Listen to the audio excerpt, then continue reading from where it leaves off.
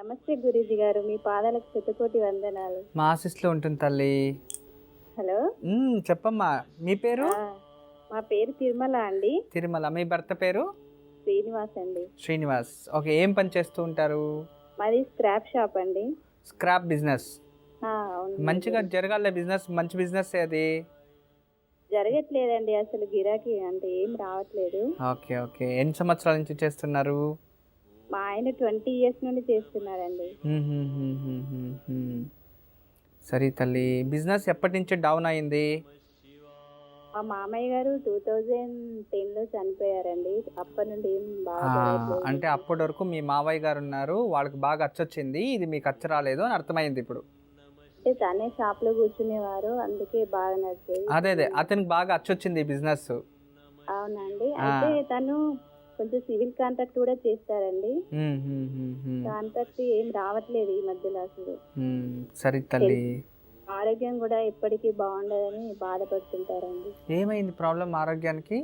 ఎక్కువ gas trouble, form gas అని, acidity అండి. సరే తల్లి, వేరే ఇంకేదైనా ప్రాబ్లమ్స్ ఉన్నాయా? ప్రాబ్లమ్స్ అదే ఇక పిల్లల స్టడీ అండి. వాళ్ళు చదువుతున్నారు, చదివిస్తున్నారు. ఓకే. 2 years అండి. ఇంకా చిన్న చిన్న పిల్లలు. చిన్న పిల్లలండి. మీరు ఎంత దాకా చదువుకున్నారు? నేను ఎంకమ్ చేశానండి, కాకపోతే ఖాళీగానే ఉంటున్నాను ఇంట్లో. పిల్లలకు బాగా చదువు చెప్పించండి చాలు. ఓకే అండి. మీ భర్త ఏం చదువుకున్నారు? మా భర్త ఇంటర్ 2nd year కంప్లీట్ చేశారండి.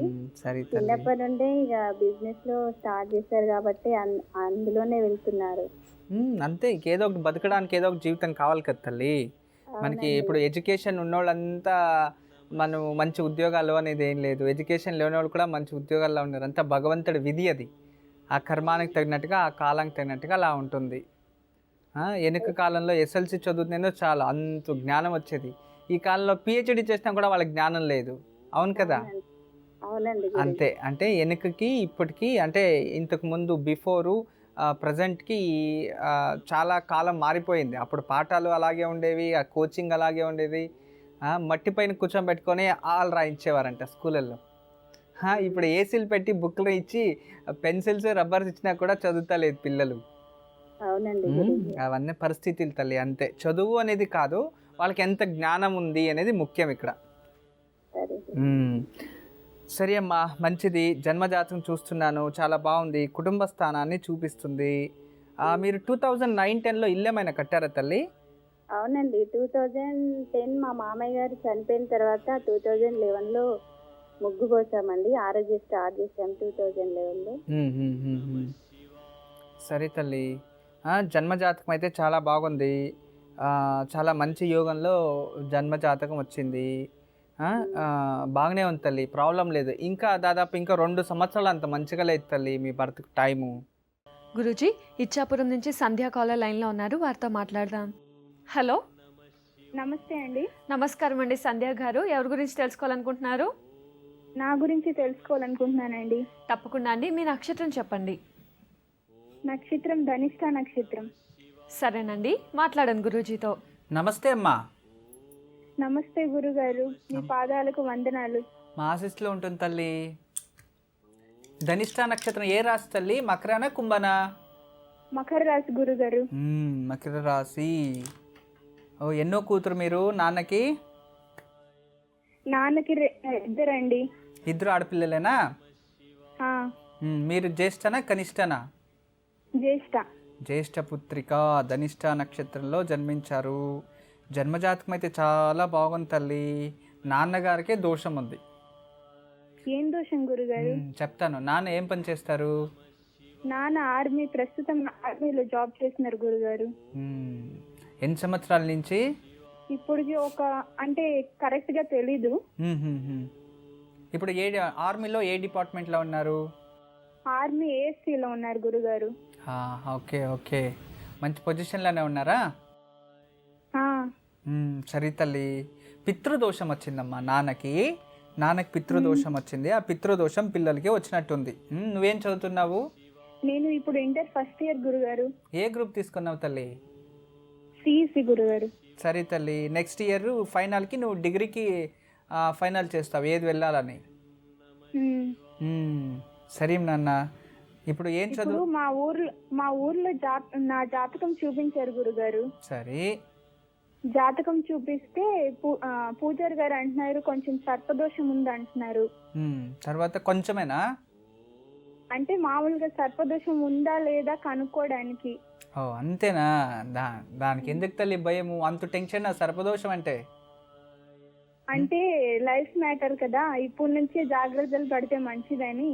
పా, చాలా మంచి మాట చెప్పావు తల్లి, నేను నేర్చుకోవాలి ఈ మాట. ఒకవేళ ఉంటే ఏదైనా పరిహారం చెప్పండి గురుగారు. ఖచ్చితంగా తల్లి.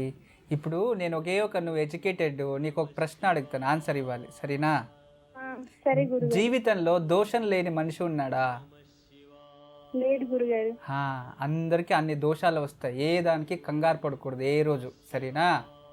మనిషి అనిన తర్వాత రోగాలు రానే వస్తాయి. సరే గురుగారు. అలాగే ఒక మనిషి జన్మించిన తర్వాత 100 దోషాలు ఉండే ఉంటాయి. దోషం లేనివాడు, రోగం లేని మనిషి లేదు ప్రపంచంలో. సరే గురుగారు. ఎడ్యుకేషన్ ఎలా జరుగుతుంది? ఎడ్యుకేషన్ బానే ఉంది గారు, కానీ కొంచెం ఆరోగ్య సమస్యలు ఎక్కువైపోతున్నాయి గురుగారు నాకు. ఏమవుతుంది తల్లి? ఇప్పుడు అంటే 3 years నుంచి నరాలకి సమస్య కొంచెం ఉంటుంది. ఓకే, గిడినెస్ అవుతూ ఉంటుందా? వీక్నెస్, లో బీపీ వల్ల? అంటే వాళ్ళు సరిగ్గా చెప్పలేదు, కొన్ని టాబ్లెట్స్ రాసి ఇచ్చారు, అవి 5 years వరకు వాడాలన్నారు. ఓకే, ఎప్పుడైనా ఇంతకు ముందు ఫిట్స్ మాదిరి అలా ఎప్పుడైనా వచ్చిందా? ఫిట్స్ రకంగా కానీ? ఆ టాబ్లెట్స్ మానేస్తుంటే వచ్చేస్తుంది గురుగారు. ఓహో, సరే తల్లి. దానివల్ల మమ్మీ డాడీ చాలా టెన్షన్ పడుతున్నారు. నేను నీకు ఒక ముద్ర చెప్పాను, గుర్తుందా? టీవీలో చూపించాము ముద్ర, చిటికన వేలు బట్టన వేలు అవును గురుగారు. ముద్ర. ఆ ముద్ర ప్రాక్టీస్ చేశారా ఎప్పుడైనా? లేదు గురుగారు. టైం లేదు తల్లి, మీకు ఈజీగా ఉండే చెప్తే అన్ని చేసేసేవారు. ముద్రలు చెప్పి ఒక 15 నిమిషాలు 1 hour కూర్చోవాలి మెడిటేషన్లో అంటే కష్టం కదా, టైం లేదేమో. అంటే ఒకసారి గురువారం ఒకసారి చెప్తారు గురుగారు, సరిగ్గా గుర్తులేదు. ఓకే సరే తల్లి, ఇప్పుడు ఈరోజు గురువారమే చెప్తున్నాను. ఈ చిటికన వేలు మరియు బట్టన వేలు ఇవి 2 కలిపి ఇలా రోజు 40 నిమిషాలు మీరు మెడిటేషన్ ఒక 6 months చేస్తే జీవితంలో ఫిట్స్ అనేది రాదు. అర్థమైందా? ముద్రా యోగా అంటాం దీన్ని. సరే, తర్వాత ఎస్ఎల్సీలో ఎంత వచ్చింది పర్సంటేజు? 8.6 వచ్చింది గురుగారు. 8.6, మంచి పర్సంటేజ్, మంచి తల్లి. ఫ్యూచర్కి ఏం అవ్వాలి అనుకున్నా పోతే పని అంబిషన్ చెప్పు. నాది టీచర్ అవ్వాలని గురుగారు. టీచర్ అవ్వాలని ఉందా? అవుతావు తల్లి, అవుతావు. బాగా చదవాలి. నువ్వు ఈ డిప్రెషన్లో ఉంటే టీచర్ ఎలా అవ్వగలవు? అది కొంచెం మీరు ఏదైనా పరిష్కారం చెప్తే చేద్దామని. ఇప్పుడు నీకు జీవితంలో ఫిట్స్ రాదు ఇక. నువ్వు నేను చెప్పిన ముద్ర జీవితాంతం చేసుకో, లేదా ఒక 6 నెలలో 1 సంవత్సరమో చెయ్యి. సరే గురుగారు. తర్వాత జీవితాంతం నువ్వు దాని గురించి భయపడాల్సిన అవసరమే లేదు, బాగా అయిపోతావు. తర్వాత ప్రతిరోజు రాత్రి గరిక రసం ఎక్కడైనా దొరుకుతుంది. గరిక మరియు నల్లికాయ. నల్లి అంటే తెలుసు కదా, ఉసిరికాయ. గరిక ఉసిరికాయ 2 మిక్స్ చేసిన ఒక 1/2 లీటరు 500 ml దొరుకుతాయి. అది తెచ్చి రోజుకి 20 ml అలాగే తాగొచ్చు, నీళ్ళ కలుపుకొని తాగొచ్చు, అలాగే తాగొచ్చు. ఒగరొగరుగా బాగుంటుంది, తీయగా ఒగొగరుగా బాగుంటుంది. రోజు పడగట్లో ఒక 1 year తాగు, నీకు వీక్నెస్ అనేది రాదు. మళ్ళీ బాగా స్టామినా వస్తుంది, నర్వ్స్లో ఏ ప్రాబ్లం ఉన్నా దూరం అవుతుంది, ఆరోగ్యం బాగవుతుంది, డైజెషన్ బాగవుతుంది, మెమొరీ పెరుగుతుంది, తర్వాత జీర్ణశక్తి పెరుగుతుంది, అన్నీ చాలా బాగుంటాయి. తర్వాత నీ జాతకం చూస్తున్నాను, ఈ రాహు దృష్టి కొంచెం ఉంది. రాహు అంటే సర్పదోషం అంటాం కదా, ఉంది. సర్పదోషం అయితే ఉంది నీ జాతకంలో. ఈ సర్పదోష నివారణకి నువ్వేం చేస్తావంటే ప్రతి మంగళవారం సుబ్రహ్మణ్య స్వామికి పూజ చేసుకో జీవితాంతం. తప్పేముంది?